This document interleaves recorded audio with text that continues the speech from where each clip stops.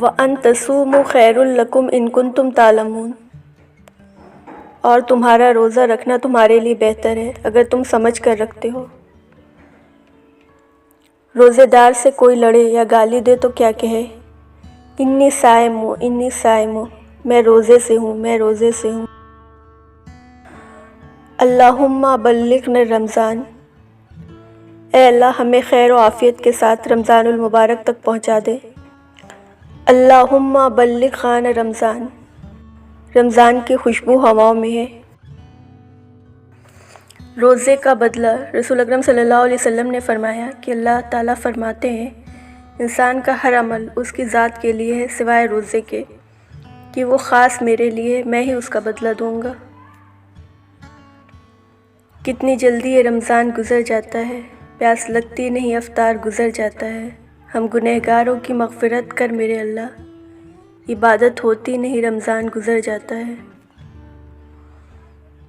رمضان وہ مہینہ ہے جس کے پہلے 10 دن رحمت کے ہیں، دوسرے 10 دن مغفرت کے ہوتے ہیں، اور آخری 10 دن تو آگ جہنم سے آزادی حاصل کرنے کے لیے ہوتے ہیں۔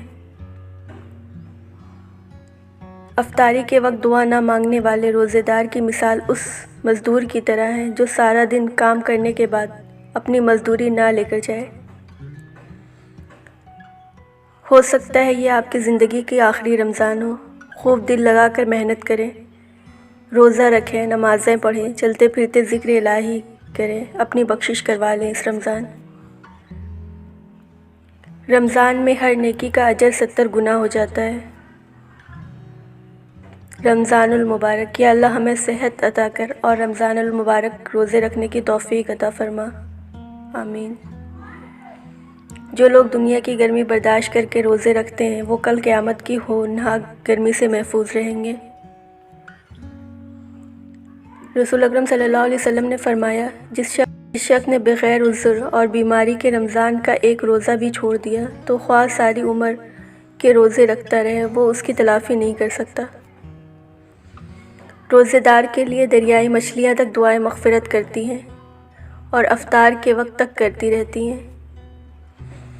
رسول اکرم صلی اللہ علیہ وسلم نے ارشاد فرمایا روزہ دار کو قیامت میں میرے حوض سے پانی پلایا جائے گا، پھر اس کو جنت میں داخل ہونے تک پیاس نہیں لگے گی۔